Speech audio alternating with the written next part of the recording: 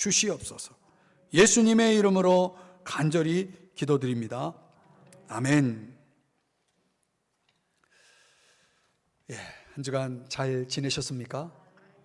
반갑습니다. 오늘은 여러분에게 퀴즈 하나를 내면서 말씀을 시작해 보려고 합니다.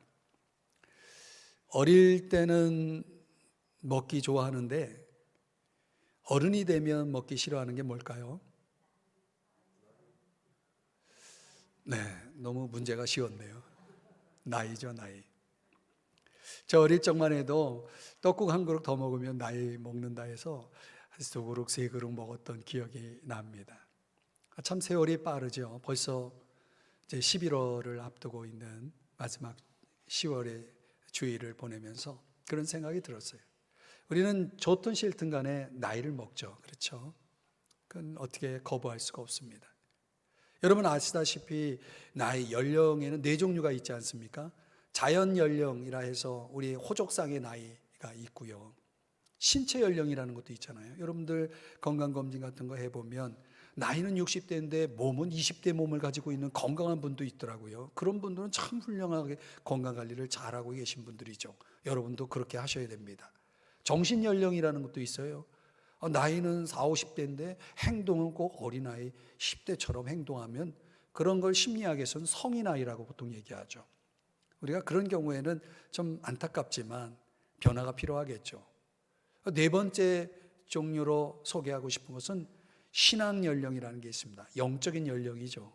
이 영적인 연령이라는 것은 우리가 예수님을 믿고 영접해서 거듭난 시점부터 시작되는 나이죠.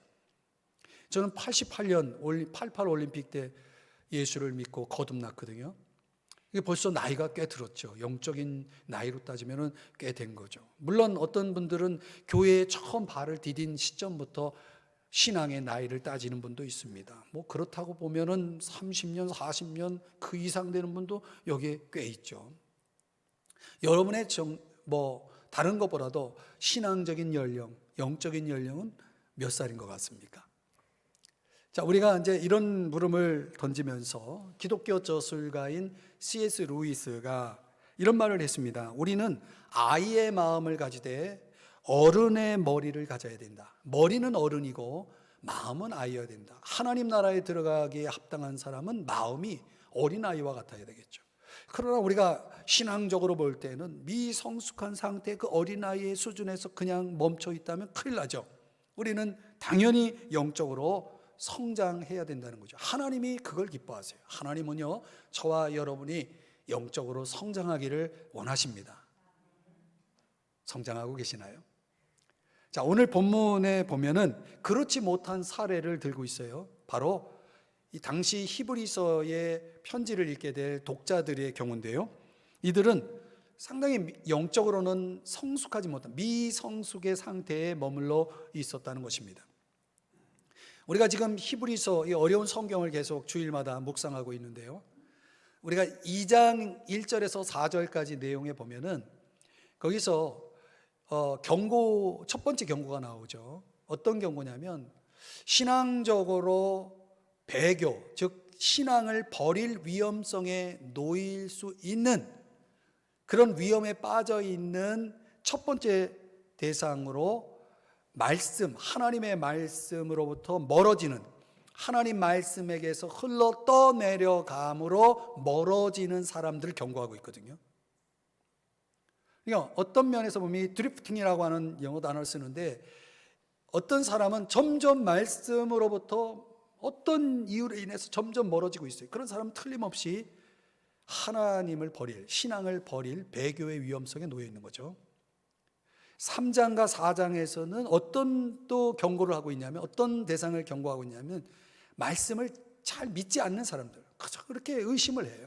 말씀에 대해서 신뢰를 하지 않아요. 그 믿지 않음으로 인해서 또 여전히 그 배교, 신앙을 버릴 위험성에 놓여 있는 사람들이 있죠.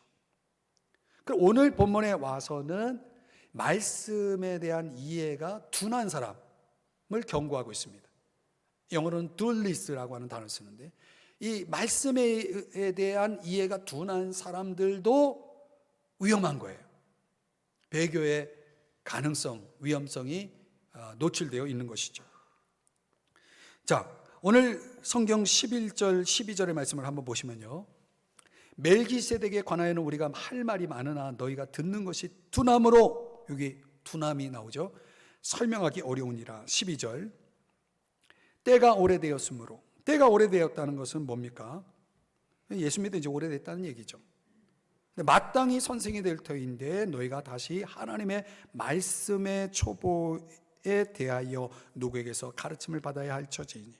어떤 문제를 지금 지적하고 있냐면, 이 히브리서의 독자들이, 당시 독자들이 예수 믿은 지 오래되었다는 거예요. 여러분처럼 10년, 20년, 아니 그 이상 된 사람도 있다는 거죠.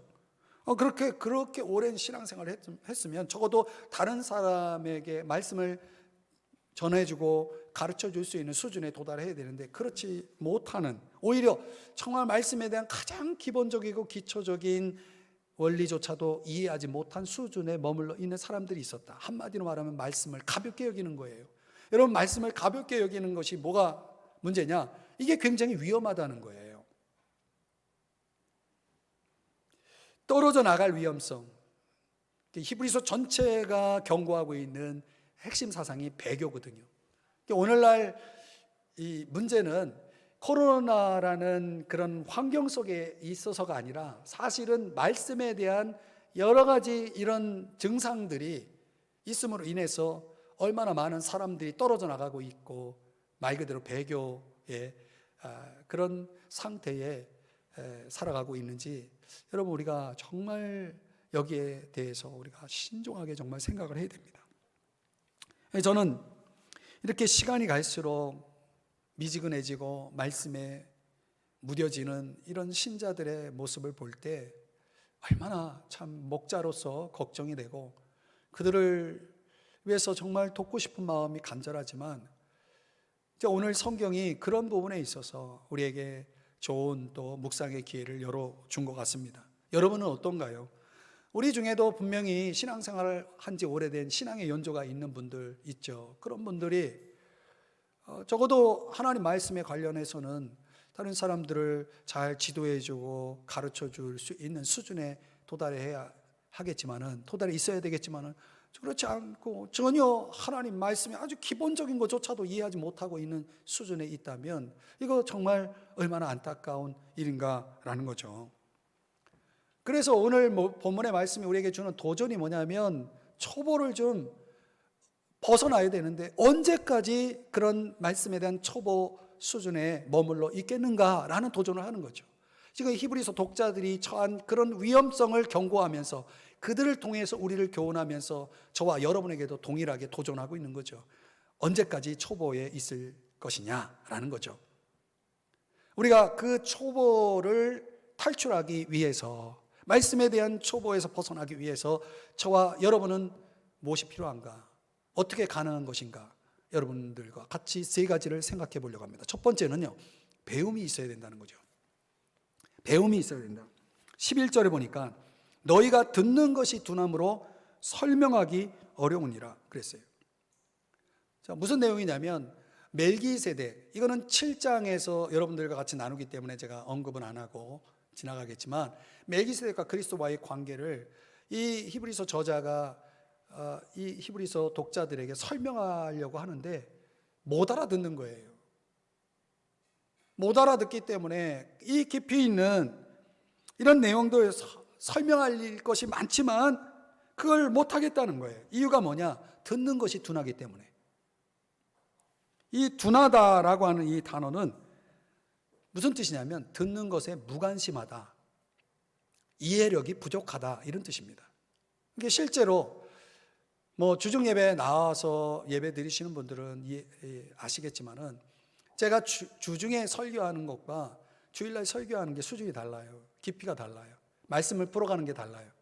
왜 그러냐면, 적어도 이 주일날만 예배를 드리고 교회에 나오는 분들 안에는 말씀에 대한 이해가 전무한 사람들이 상당히 많다는 거예요. 그래서 제가 아무리 좋은 걸, 많은 내용들을, 깊이 있는 것들을 설명해도 알아듣지를 못하기 때문에, 그 말 그대로 그런 분들을 고려해서 설교를 준비하려니까 이 신약에서 가장 어려운 성경이라고 하는 히브리서를 저는 이제 순서대로 가기 때문에 어쩔 수 없이 이걸 하잖아요. 근데 이거 피할 수 없죠. 그래서 이 설교를 준비하기 위해서 평소에 설교를 준비하는 것보다 몇 배의 시간이 더 많이 걸려요. 왜 그러냐면 그 말씀에 대한 이해력이 거의 없는 그런 신자들이 와서 예배를 드리니까 그분들이 이해할 수 있는 언어로 또 그런 주제로 그런 내용으로 전달하기 위해서는 생각을 얼마나 많이 해야 되는지 몰라요. 제가 아내한테 맨날 지금 하는 얘기가 그래요. 왜 이렇게 어렵냐고. 본문이 어려운 게 아니라 전달하기가 어려운 거예요. 여러분, 이 히브리서 독자들이 왜 둔했는가? 한마디로 말하면 배움에 소홀했기 때문에 그래요. 그들은 왜 배우지 못했는가? 그들의 잘못이죠. 배울 기회가 없었는가? 그렇지는 않았을 거예요. 그 배움에 소홀했기 때문에, 배우지 못했기 때문에 그들은 한마디로 영적인 초보에 멈춰 있었던 거죠. 예레미야의 탄식이 있습니다. 말씀을 한번 읽어볼까요? 같이 이 말씀 같이 읽어볼게요. 시작. 그들은 귀가 막혀 주님의 말씀을 들을 수 없습니다. 주님께서 하신 말씀을 전하면 그들은 저를 비웃기만 합니다. 말씀 듣기를 좋아하지 않습니다. 좋아하지 않는 거예요. 여러분, 듣기를 좋아하지 않는 사람에게 아무리 좋은 얘기를 해봐요, 소용없죠. 이런 들음의 결핍이 결국은 그들로 하여금 영적인 초보에 머물게 했다는 것이죠. 그래서 그들이 12절의 상태에 머물게 된 것이다. 12절을 보시면 같이 읽어봐요. 시작. 때가 오래되었으므로 너희가 마땅히 선생이 되었을 터인데 너희가 다시 하나님의 말씀의 초보에 대하여 누구에게서 가르침을 받아야 할 처지이니 단단한 음식은 못 먹고 젖이나 먹어야 할 자가 되었도다. 마땅히 선생이 되어야 한다. 왜? 예수 믿은 지 오래됐거든요. 여러분, 여러분의 전문 분야에서 여러분이 10년을 일하고 20년을 일하고 30년을 일했다고 봅시다. 여러분 거의 전문가입니다. 달인이죠. 한 분야에 대해서 적어도 내가 그것을 지식을 가지고 어떤 일들을 내가 수행한다고 했을 때 그 분야에서는 나를 따라올 전문가가 없는 거예요. 그렇게 되지 않겠습니까? 여러분, 우리가 신앙생활하면서 하나님 말씀을 지금 한두 번 들었습니까? 수십 년을 들어왔는데 그러면 우리는 이 분야에서는 전문가가 되어 있어야 되지 않을까요? 그렇지 않다는 거예요. 아직도 초보를 벗어나지 못했다. 그래야 여전히 아주 기초적인 것을 또 배워야 되고 또 배워야 되고 계속 기초만 배우다가 끝나는 거죠. 사랑하는 여러분, 토마스 휘트라고 하는 사람이 이런 말을 했어요. 모호한 것이 있잖아요. 모호한 것이 분명해지지 않으면 분명한 것까지도 모호해진다. 이런 말을 했습니다. 여러분, 내가 모르는 걸 정확하게 제대로 아는 작업을 생략해버리면요, 내가 이미 알고 있는 것도 다 잊게 돼 있어요. 모호해지게 돼 있어요. 더 둔해지게 돼 있는 거죠.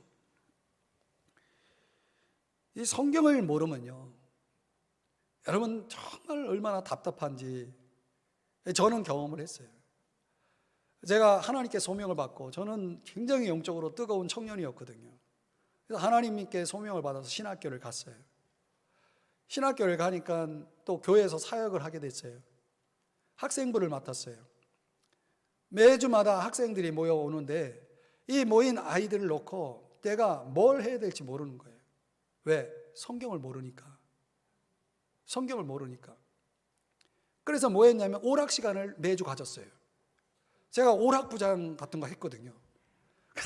그래서 제가 그 노는 건 또 잘 놀아요. 그래가지고 오락부장을 매주 프로그램을 돌려는 거예요. 근데 그것도 한두 주지. 애들이 이제 재미없다고 수건 돌리게 하고 맨날 그런 거 하니까 싫다는 거예요. 그래서 이 전도사가 체면이 말이 아니죠.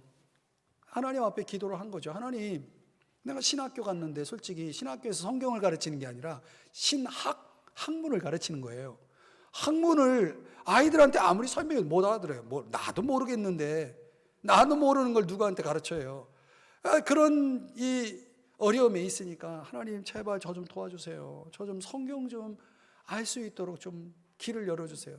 그랬더니 신학교에 아주 성경에 아주 능한 정말 깊이가 있는 교수님하고의 만남이 이루어졌어요. 그래서 제가 수년 동안 그분 밑에서 사사를 받았어요. 이게 성경을 아니까 이젠 교회 가서 할 일이 없어. 이거밖에 없어. 성경만 가르치면 돼. 그런 경험이 제가 있어요. 내가 배우지 않았는데 어떻게 알아요? 여러분, 성경을 배워본 적이 없는데 성경을 알 수 있습니까?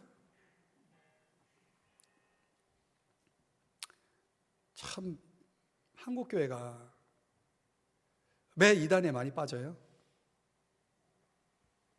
그렇게 뜨겁고 그렇게 부흥했는데 이 이단들의 공격이 속수무책으로 당하는 이유가 뭐예요? 한국교회 안에 뭐가 약점이에요? 성경을 배우지 않은 성도들이 수두룩해요. 그런 사람들 성경 뒤밀면 이건 뭐라고 조금만 누르면 당황해가지고 그러고 그런 사람들한테 속속 넘어가는 거죠. 참 안타까운 일이죠. 여러분, 오늘 저자가 비유하는 게 뭡니까? 단단한 음식을 먹어야 돼요. 왜? 성장했으면 성장한 사람이 젖만 먹고 있으면 되겠어요? 그건 말이 안 되죠. 저지라고 하는 것은 아주 기초적 기본적인 단계의 가르침을 얘기하고 단단한 음식이라는 건 뭐냐면 아주 깊이 있고 수준이 있는 높은 가르침을 얘기해요. 그러니까 저는 그런 걸 좀 성도들하고 나누기를 원하지만 저 먹는 수준의 어린아이들을 놓고 어떻게 그런 가르침을 나눌 수가 있냐고요. 여기 단단한 음식이라고 할 때 단단한이라는 단어가 헬라어 원어로 스테레오예요. 스테레오 알죠?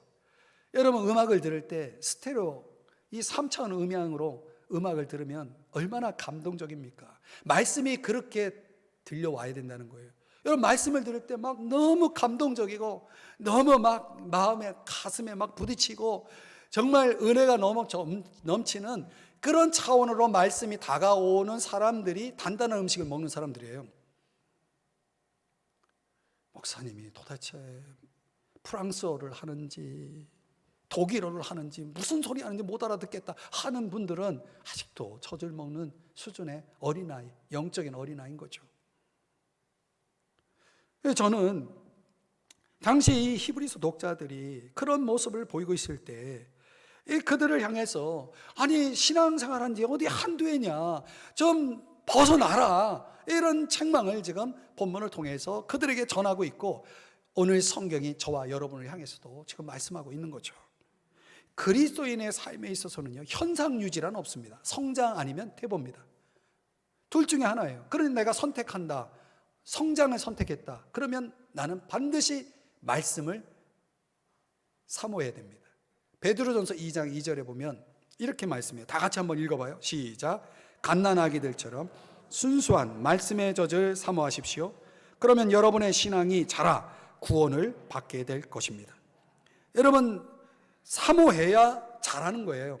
사모하다라는 뜻이 무슨 뜻이냐면 원어의 이 단어의 뜻이 사랑에 빠지다는 뜻이에요. 여러분, 사랑에 빠져본 적 있어요? 사랑에 빠진 사람의 특징이 뭡니까? 하루 종일 생각나요. 그 사랑의 대상이 24시간 내 생각과 사고를, 삶을 지배해요. 말씀이 그렇게 돼야 된다는 거예요. 저는 말씀을 24시간 생각합니다. 왜? 목사니까? 아니에요. 사랑에 빠져 있기 때문에.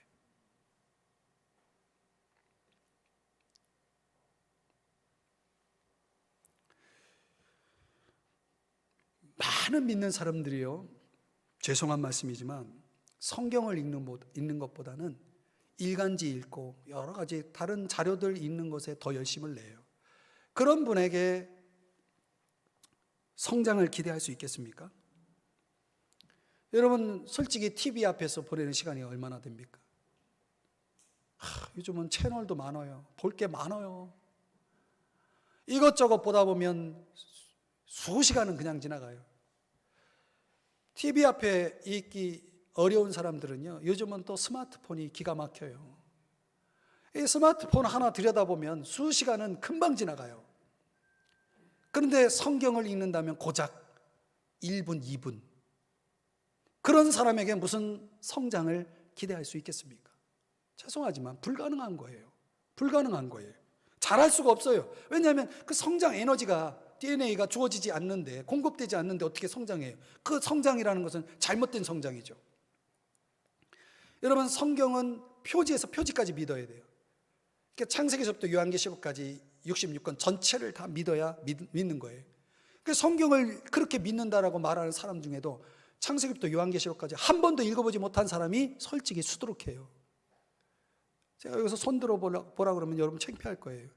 내가 그래도 직분자고 지금까지 신앙생활 수십 년 했는데 내가 성경을 한 번도 읽어본 적이 없다. 이거 얼마나 부끄러운 일이냐고요. 그런데 내가 믿는다고 말해요. 그거 어떻게 믿는다라고 말할 수 있죠? 없어요. 성장의 중요한 요소가 뭐예요? 말씀을 내 것으로 해야 돼요. 내 것으로 하기 위해서는 읽어야죠. 근데 읽는 것만은 부족해요. 왜냐하면 읽어봤자 몰라요. 많은 사람들이 저에게 물어오는 질문이 뭐예요? 성경이 왜 이렇게 어렵냐요? 어렵죠. 그래서 뭐가 필요해요? 배움이 필요한 거예요. 그래서 성경을 읽어도 목사님이 하도 읽으라고 해서 읽는데 뭔 소리인지 못 알아듣겠어. 그러면 점점 식어져요. 관심이 없어져요. 또 자기 멋대로 해석해. 자기 복음을 만들어. 그러면요 문제가 생기는 거예요. 제가 지금은 멈춰 있지만은 대학교에서 캠퍼스 사역을 할 때 참 청년들을 하고 사역하면서 굉장히 기뻤어요. 왜냐하면 청년들은 질문이 많아. 성경에 곳곳에 질문할 게 얼마나 많은지 몰라요. 그 많은 질문들을 매주마다 가지고 오는데 아주 귀여워요. 너무너무 예뻐요. 그리고 어떤 친구는 엉뚱한 질문을 가지고 와요. 그러면 제가 엉뚱한 질문이지만 이런 걸 질문하냐고 혼내지 않아요. 오히려 진지하게 그거를 가지고 지혜롭게 잘 설명해 줘. 그러면 이 청년이 성경에 대한 자세가 달라져요. 진지해지고 성경을 정말 열심히 공부하고 그리고 성경대로 살려고 노력을 해요. 변화가 돼요. 여러분, 내가 정확하게 내 생각과 내 이해 속에 말씀이 들어와 있지 않으면요 그건 내게 아니에요. 그거는 상당히 우리들에게 있어서는 아무런 도움이 되지 않아요. 도움이 되지 않아요. 그래서 여러분 정말 가슴에 손을 얹고 한번 생각해 봅시다. 여러분 정말 말씀의 초보를 벗어나 있습니까? 초보를 벗어나기 위해서는 반드시 배워야 됩니다. 배워야 됩니다. 그래서 교회가 존재하는 거 아니겠습니까? 어떻게 배울 수 있느냐? 배움을 위한 구체적인 방법을 두 가지를 제안하면 예배에 참석해야 됩니다. 우리 교회는 그게 가능해요. 왜냐하면 강해 설교, 성경을 이곳저곳 그때그때 다른 주제로서 설교하지 않고 성경을 순서대로 가기 때문에 이 성경 전체에 대한 그 한 권 한 권에 대한 이해를 도모할 수가 있기 때문에 예배를 참여해도 성경 공부가 가능해요. 성경을 배울 수가 있어요. 그러나 플러스해서 우리 교회처럼 성경을 많이 가르치는 교회도 없습니다. 여러분 아시잖아요. 아는 분은 아시죠. 성경을 이렇게 가르치는 모임, 코로나 때문에 멈춰 있지만은 이제 위드 코로나 좀 상황이 좋아지면 다시 시작할 거예요. 그럼 성경을 배울 수 있는 시간이 없으면 주일에도 하고 주중에도 하고 하니까 얼마든 저녁에도 하고 아침에도 하고 새벽에도 할 수 있어요. 원한다면 할 수 있어요. 목사가 하는 일이 그런 일이에요. 그런 기회가 있을 때 여러분 기회를 놓치지 말아야죠. 있을 때 잘해야 됩니다. 있을 때 놓치지 말아야 됩니다. 여러분이 아무리 배우고 싶어도 배울 수 없는 때가 와요. 아세요? 우리는 배우지 않고 성장할 수 있는 방법은 없습니다. 초보를 탈출할 수는 없습니다. 배워야 됩니다. 두 번째, 초보 탈출은 경험이 있어야 가능합니다. 경험. 중요한 얘기를 합니다. 13절인데요. 다 같이 읽어봐요. 시작. 이는 젖을 먹는 자마다 어린아이니 의의 말씀을 경험하지 못한 자예요. 경험하지 못한 자예요. 여러분 어린아이들의 특징이 뭡니까? 어른들이 아이들한테 그런 말 많이 하잖아요. 너 경험이 없어서 그래. 경험이 없는 사람들은 되게 미숙하죠. 제가 이제 제 얘기를 하면 제가 운전 잘하거든요. 근데 제가 운전면허 시험에서 7번 떨어진 사람이에요. 필기서부터 시작해서 코스 다 떨어져 봤어요. 과거에는 인지라는 걸 이렇게 뒤에다 이렇게 붙였는데 신청서에다 붙일 데가 없는 거예요. 7번 떨어졌어요. 8번째 이제 시험을 보고 내가 마지막 본다 해가지고 붙인 데다가 거기다 겹쳐서 딱 붙여놓고 시험을 봤는데 합격했어요. 일주일 동안 면허증을 묵상했어요. 감동하면서. 내가 면허 소유자다. 면허 소유자다.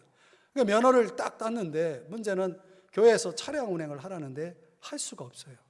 왜? 경험이 없는데. 면허증 있으면 다 운전합니까, 여러분? 똑같아요. 여러분 성경을 가지고 있으면 그 성경 가지고 뭐 합니까? 집에 수십 권의 성경을 쌓아놓는다고 해서 뭐 달라지는 거 있습니까? 없어요. 경험을 해야죠. 경험은 쌓이는 거 아닙니까? 그렇죠? 성경학자는 여기서 말하는 의의 말씀에 대한 해석을 성도들의 올바른 삶, 정직한 삶이라는 해석도 있고 그리스도에 관한 진리라는 해석도 있지만 중요한 거는 히브리서 독자들이 그들이 신앙적으로 성장하지 못한 초보에 있는 수준의 증거로서 뭘 언급하냐면 경험 없음을 언급하고 있다는 거죠. 이게 참 중요하구나라는 것을 알 수가 있습니다. 여러분, 내가 알고 있는 말씀의 지식을 생활 속에서 경험해 보지 못하는 한 그 지식은 나에게 유익하지 않은 거죠. 말씀을 경험하기 위해서 필요한 게 뭡니까? 적용입니다. 적용. 다른 말로 실천. 그런데 문제는 이게 되게 어려워요. 왜냐하면 사탄이, 마귀가 이 말씀을 실천하고 적용하는 것을 방해하기 때문에. 여러분, 만약에 내가 배우고 알고 있는 지식이 있는데 이 지식을 내가 전혀 실천하지 않는다면 마귀는 나에 대해서 전혀 신경 쓰지 않아요. 마귀가 신경 쓰는 사람이 누구냐? 말씀을 자꾸 실천하고 적용하려는 사람들에게 마귀가 신경을 쓰면서 공격을 해요. 이게 무슨 말이냐? 한번 보실까요? 마태복음 7장 26절의 말씀에 보면 내 말을 듣고 뭐 하지 않는 사람은? 실천하지 않는 사람은 어떤 사람이라고요? 모래 위에 집을 지은 어리석은 사람이에요. 모래 위에 집을 지으면 어떻게 됩니까? 헛된 거죠. 허당이에요. 그런데 우리가 말씀을 위해서 정말 말씀과 함께하는 모든 행위들이 실천하지 않는 사람들에게는 모래 위에 집을 지은 것과 똑같다는 거죠. 그럼 마귀가 신경 쓸 일 뭐 있어요? 그런 사람은 알아서 무너지는데 사탄이 이걸 너무나 잘 알고 있는 거죠. 실천하지 않으면 그런 겁니다. 그런데 반대로 요한복음 13장 17절의 말씀에 보면 이것을 행하면 어떻다고요? 실천하면 행복할 것이다, 유익할 것이다 라고 말씀하고 있는 거죠. 여러분, 말씀이라는 것이, 진리라는 것이 우리에게 주어지면 우리를 자유하게 합니다. 진리를 알지 진리가 너희를 자유하게 하리라. 자유를 주죠. 근데 말씀은 자유만 주는 것이 아니라 나를 굉장히 고통스럽게 만든다는 거예요. 왜? 말씀이 주어질 때 우리 마음속에 있는 깊은 숨은 동기를 드러내고 내 잘못된 것들을 자꾸 지적하고 책망하고 잘못된 길에서 돌아서라고 변화하라고 자꾸 촉구하기 때문에, 그런데 내 본성은 변화하는 걸 싫어해요. 내 생각대로 내 고집대로 밀고 나가고 싶어요. 그러니까 내 본성과 하나님 말씀이 요구하는 게 충돌이 되니까 불편한 거예요. 고통스러운 거예요. 그러니까 말씀은 자유와 고통을 동시에 주기 때문에 이런 작업에서 결국 많은 사람들이 그걸 회피하는 거죠. 고통받고 싶지 않으니까. 자유도 좋지만 난 고통이 싫으니까 성경을 가까이 하기 부담스러운 거죠. 그렇지 않습니까? 그래서 경험의 기회를 다 놓쳐버리는 거예요. 차를 몰고 나가서 운전할 수 있는 기회를 놓치는 거죠. 그래서 저는 옛날에 금요기도회를 보통 철야를 했어요. 밤에 새벽 4시에 끝나는 거예요. 새벽 기도회에서 끝나는 거예요. 그러면 그 4시에 새벽 기도하고 나가서 제 선임 사역자한테 운전을 배웠어요. 그러면서 사고도 많이 냈어요. 목숨 걸고 가르치더라고요. 이 초보 운전자를 가르치기 위해서. 그 경험이 쌓여서 지금의 제가 된 거죠. 여러분, D.L. 모디가 이런 말을 했어요. 성경은 정보를 위한 책이 아니라 변화를 위한 책이다. 맞는 얘기죠. 성경에 관해서 여러분이 안다라고 말할 때는 그 알매는 깊이에 따라서 단계가 있습니다. 지식의 단계가 처음인데 그 지식의 단계는 어떤 정보를 알게 됐을 때, 여러분은 분명히 틀림없이 이 시간 지식의 단계에 있습니다. 왜? 목사님 설교하는 내용 보니까 저런 게 있구나 라는 정보를 얻었죠. 그러나 그 정보가 여러분의 삶에는 아무 영향을 미치지 못합니다. 그 지식이 지성으로 주어지는 단계가 있어요. 지성이 되려면 그 지식이 내 것이 되어야 됩니다. 내 것이 된다는 것은 내가 그것을 이해한다는 거예요. 내 마음에 와닿을 때 그게 내 지성이 되는 거예요. 수많은 지식이 있어도 그 수많은 지식이 지성으로 가기에는 시간이 걸리죠. 이해가 있어야 됩니다. 근데 이해하고 끝나는 경우로 멈추는 사람들이 많아요. 틀림없이 여러분은 여기서 지식도 얻었죠. 지성까지도 도달했어요. 그런데 저 문을 열고 나가는 순간 아무것도 남는 게 없어요. 제가 어떻게 잘 알죠? 가끔 물어보거든요. 오늘 설교 제목이 뭐였어요? 몰라요. 그러니까 많은 사람들은 지식의 단계, 지성의 단계까지는 도달하지만 지혜의 단계에는 도달하지 못해요. 지혜의 단계가 뭡니까? 그거를 경험하는 거예요. 행동을 통해서. 초보 탈출을 원하면 거기까지 가야 되는 거죠. 그래서 여러분들이 어떤 것을 안다라고 했을 때 안다라고 생각하면 안 되죠. 경험의 차원까지 가야 그것이 가능한 거예요. 그래서 그걸 경험하기 위해서 그것을 실천해야 되는데, 실천하기 위해서 가장 좋은 방법은요, 듣고 배우는 것에 있지 않고 듣고 배운 것을 반드시 이걸 해야 돼요. 듣고 배운 것에 대해서 뭘 하냐? 따라 하실까요? 결심이라는 걸 해야 돼요. 여러분, 말씀 듣고 결심이라는 거 합니까? 아, 그래, 목사님 저렇게 막 침 튀어가면서 막 열렬히 설교를 하고 있는데, 그래, 나도 한번 저렇게 한번 살아보자. 이게 결심이죠. 근데 그 결심을 하고 저 문을 나서는 순간 결심이 사라져요. 제가 그걸 알아요. 왜? 저도 경험했기 때문에. 그래서 결심을 행동까지 이어가기 위해서 반드시 이게 필요해요. 이게 뭐예요? 메모예요. 내가 결심한 것을 증거할 수 있는, 증명할 수 있는 메모하는 습관을 갖는 거예요. 메모할 때 뭘 메모해요? 그냥 만화 그림 그리는 거 메모예요? 그런 거 아니죠. 거기에다가 내가 무엇을 실천할지, 내가 깨달은 거에 대해서 내가 무엇을 실천할지에 대해서 구체적으로 적어야 돼요. 언제 실천할지, 월요일날 할지 수요일날 할지, 언제 실천할지, 실천할 거 언제, 그리고 누구에게 실천할지, 길동이에게 할지 순자에게 할지, 그 구체적으로, 또 어떻게 실천할지까지 구체적으로 적어서 메모해서, 여기에 저기 메모한 거 있거든요. 제가 이걸 들고 다녀요. 이렇게 포켓에다 넣고 다녀요. 그 수시로 보면서 내가 잘 실천하고 있는지 이거를 확인하는 과정이 있을 때 말씀을 경험할 수 있는 장이 열리는 거예요. 그러면 초보를 벗어나는 거예요. 마지막으로 세 번째, 초보를 탈출하려면 훈련을 받아야 됩니다. 14절의 말씀에 아주 중요한 단어가 나오는데, 연단을 받아. 연단이라는 단어가 성경 여러 곳에 나오거든요. 그런데 여기서 사용된 이 연단이라는 단어는 디서플린이라고 하는 단어를 씁니다. 훈련이라는 뜻이죠. 훈련. 그 연단을 받아, 이거는 무슨 뜻이냐면 끊임없이 훈련을 받는 상태를 얘기해요. 근데 어떤 훈련이냐 보니까 지각을 사용하는 훈련. 늦게 오는 지각 말고, 여기서 말하는 지각은 영적으로 판단하는 능력을 얘기합니다. 판단하는 능력. 사람이요, 판단을 잘해야 돼요. 살면서 이 판단을 잘못해가지고 낭패보는, 불행해지는 경우가 얼마나 많이 있는지 몰라요. 그렇지 않습니까? 그 판단하는 훈련을 잘 받은 사람은 선악을 분별해요.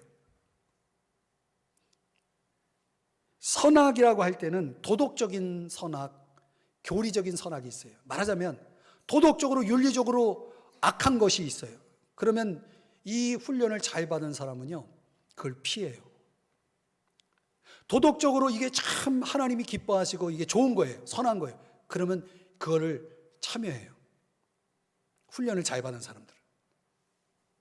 훈련이 잘 안 된 사람들은 그 선악을 분별하지 못하기 때문에 도덕적으로 악한데 그걸 해.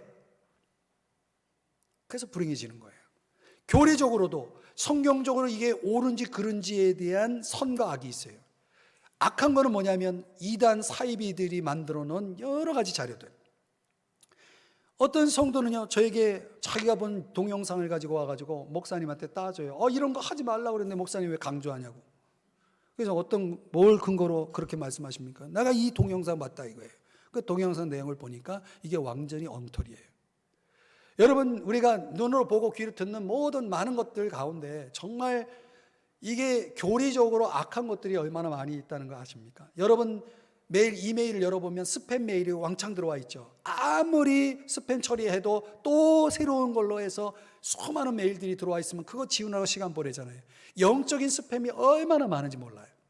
그거를요, 이게 성경적으로 교리적으로 이 문제 있구나. 그럼 그거를 거부해요. 훈련이 잘 된 사람.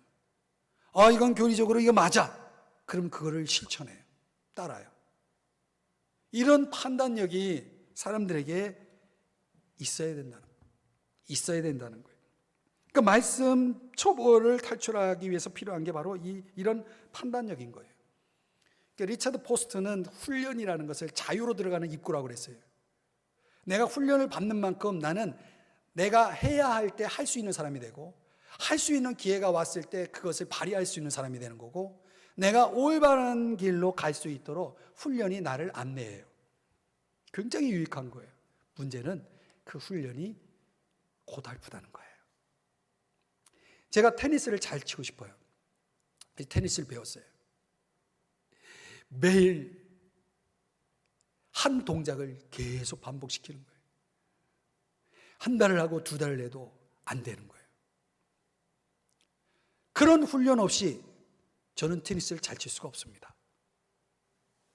지극히 당연한 예죠. 여러분, 정말 우리 인생에 있어서 가치 있는 것들은요, 다 훈련을 통해서 주어지게 되어 있습니다.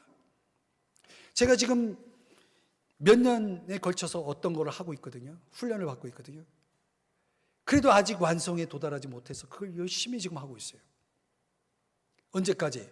내 것이 될 때까지. 훈련이 여러분 그만큼 중요한 겁니다. 하나님은 저와 여러분이 지각, 판단력을 사용할 수 있는 훈련을 위해서 두 가지를 주셨어요. 환경을 주시고 사람을 주셨어요. 간단하게 예를 들면 구약 성경에 느헤미야라는 사람이 나오는데요. 이 느헤미야가 어떤 임무를 띠고 어떤 역할을 했냐면 이스라엘 백성들, 예루살렘으로 돌아온 이스라엘 백성들과 함께 성벽을 재건하는 임무를 맡았습니다. 아주 열심히 최선을 다했어요. 거의 공사가 마쳐질 무렵 그 공사를 방해하는 무리들이 있었는데 무리들이 초대장을 보낸 거예요. 만나자고. 그런데 이 느헤미야가 여기서 지각을 사용합니다. 판단력을 사용해서 거절합니다. 그 초대를. 왜냐하면 이것 때문에 사실 이것은 나를 해치기 위한 그들의 술책이었다. 그들이 말한 것도 아닌데 그걸 판단해낸 거예요. 저들이 지금 나를 해하려고 술책으로 나를 만나자고 하는구나. 나 당신들 초대 거부합니다. 못 갑니다. 이렇게 했다는 거예요. 여러분, 이 판단력이 느헤미야에게 있었다는 거예요. 여러분, 인생을 살다 보면요, 우리가 가야 될지 가지 말아야 될지, 해야 될지 하지 말아야 될지에 대한 이런 이런 판단들이 도덕적으로, 교리적으로 이런 것들이 정말 있고 없고가 얼마나 우리 인생 속에 큰 행복과 불행을 좌우하는지 여러분 아십니까? 어떻게 느헤미야는 자신을 해치려고 초대장을 보냈다는 걸 어떻게 알았을까요? 이게 기도예요. 빌립보서 1장 10절 말씀해 보니까 바울이 빌립보 교회 성도들을 위해서 뭘 위해 기도합니까? 선과 악의 차원이 아니라 아예 선한 것 중에 더 선한 것을 분별하게 해달라고 기도를 합니다. 우리의 판단력의 수준은 그 정도까지 갈 수 있다는 거죠. 이런 기도를 통해서 성령의 도우심으로, 인도하심으로 느헤미야에게 성령이 가르쳐 주셨다는 거예요. 이게 성경적인 해석이고 답입니다. 우리가 여러분들이 정말 기도하면 하나님, 저에게 제가 오늘 하는 일들 속에, 제가 만나는 사람들 속에 올바른 판단력을 주십시오. 선한 것을 선택하고 판단하고 그리고 그 길을 갈 수 있도록 도와주세요라고 하는 여러분의 기도가 있는 한 성령이 여러분을 도와주셔서 그런 판단력에 의해서 올바른 길을 갈 수 있도록 도와준다니까요. 아세요? 그런 세계가 있다는 거. 바울 경우에 한 가지 예를 더 짧게 좀 설명해 보면, 사람이 이런 경우가 있잖아요. 생각대로 안 될 때가 많잖아요. 내가 계획한 대로 돼야 되는데 안 돼.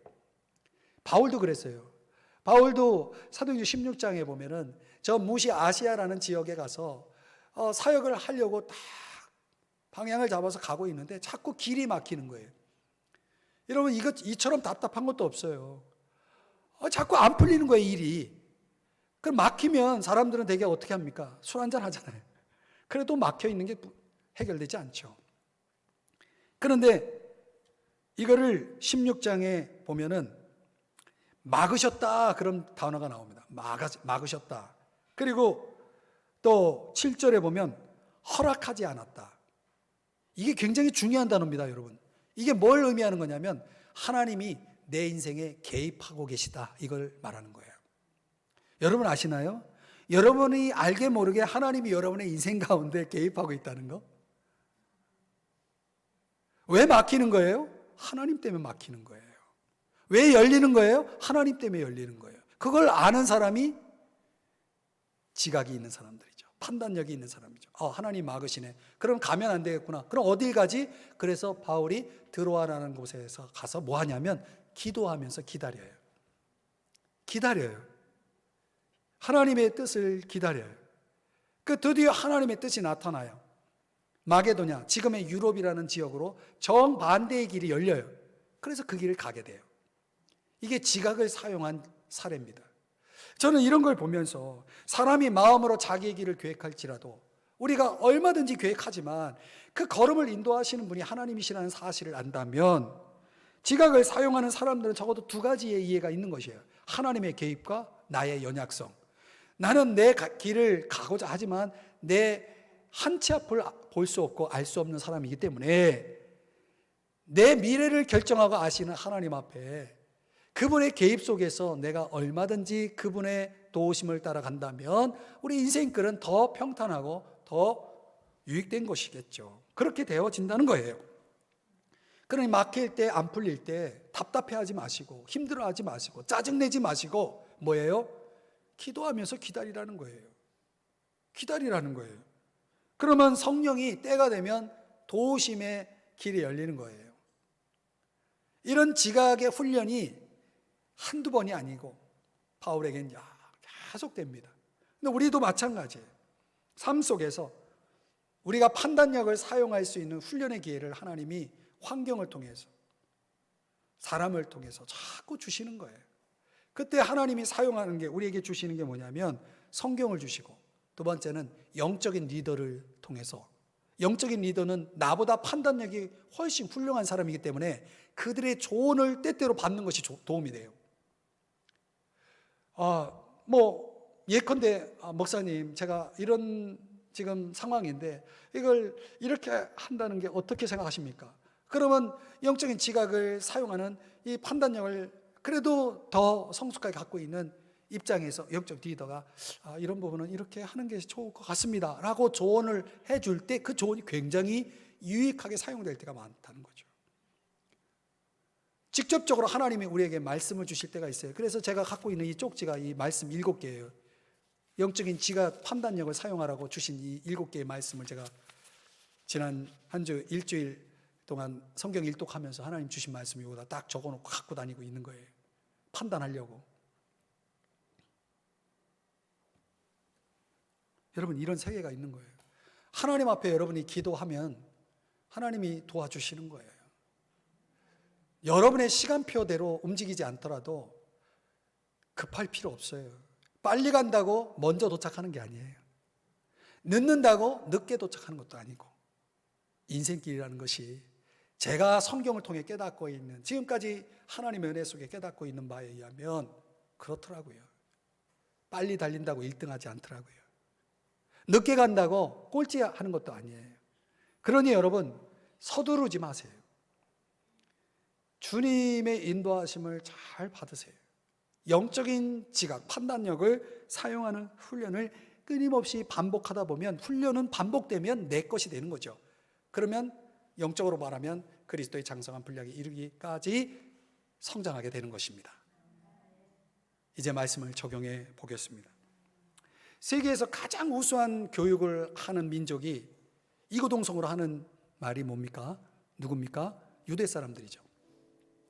근데 이 유대인들이 세계에서 가장 영향력 있는 민족이라고 일컫는 그 핵심에는 하나님 말씀이 있어요. 이 유대 사람들은 모든 전 민족이 온 백성이 하나님 말씀의 지배를 받는 삶의 문화를 가지고 있어요. 문화를. 그래서 그들이 일상 속에서 특별히 가정에서 사용하는 하나님 말씀에 대한 이런 트레이닝이 뭐냐면 이 네 가지를 사용하는 거예요. 쉐마는 항상 하나님 말씀에 귀를 열어두고 있어요. 두 번째 탈릿이라고 하는 것은 뭐냐면, 여러분 TV에서 보셨는지 모르겠지만 유대인들이 이렇게 스카프처럼 숄이라는 걸 이렇게 두르고, 그 숄에는 뭐가 있냐면 말씀이 있어요. 말씀이 기록된 숄을 두르고 기도하는 거예요. 여러분, 기도도 그냥 내 생각 내 뜻대로 하는 게 아니라 성경의 근거에서 기도하고 성경대로 기도한 대로 순종하겠다라는 그런 어떤 훈련이에요, 이게. 그래서 이 탈릿이 있고요. 또 테필린이라고 하는 이게 뭐냐면, 여러분 그 말씀이 적힌 끈인데 유대인들이 이게 팔목에다가 팔에다가 이렇게 둘러요. 그럼 대화할 때 이걸 항상 보는 거죠. 말씀이 적혀 있기 때문에 그 말씀이 적힌 걸 보면서 생각과 삶의 지배를 받는 거예요. 그리고 유대인들은 네 번째 메두자라고 하는 이게 뭐냐면 상자예요. 상자. 메두자라는 것은 그 상자 안에는 말씀이 있어요. 그래서 집을 나설 때 그 상자를 만져봐요. 문에다 걸어놓고 그 상자를 만지고, 내가 오늘 이 말씀대로 살겠습니다. 들어올 때도 그 상자를 만져요. 내가 말씀대로 살지 못한 거 회개합니다. 반성하고. 그러니까 유대인들의 삶은 하나님 말씀이 삶 전체를 지배하고 있는 거죠. 그러니 세계를 들었다 놨다 하는 그런 영향력 있는 민족으로 하나님 앞에 쓰임받는 거 아니겠습니까? 우리에게 있어서 그런 수준으로 가기 위해서 이제 선행적으로 우리가 초보를 좀 벗어나야 되는 것입니다. 초보를 벗어나야죠. 이제 초보 생활도 지치지 않았습니까? 이제 좀 벗어버리죠. 여러분, 어떻게 해요? 배워야죠. 배우지 않았는데 내가 알아서 여러분 초보가 벗어집니까? 지금까지 신앙생활하면서 말씀을 배우는 자리에 한 번도 보이지 않는 사람들, 솔직히 걱정스럽습니다. 실천해야죠. 경험해야죠. 쪽지 기억하시고 메모하는 습관, 그리고 훈련하는 거예요. 저는 설교를 할 때도 훈련합니다. 계속 지각을, 하나님 판단력을 하나님께 구하면서 설교를 합니다. 원고에 근거해서 설교하지만 원고를 벗어나서 하는 내용도 많습니다. 훈련이라는 것이 시시때때로 이루어지기 때문에 올바른 판단만 내린다면 우리의 인생의 길은 정말 행복한 길이고 평탄한 길이고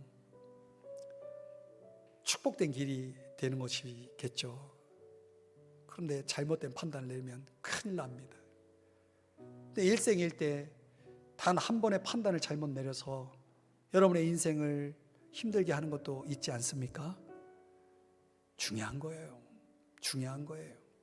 그래서 다시 한번 결론적으로 여러분에게 촉구하고 싶습니다.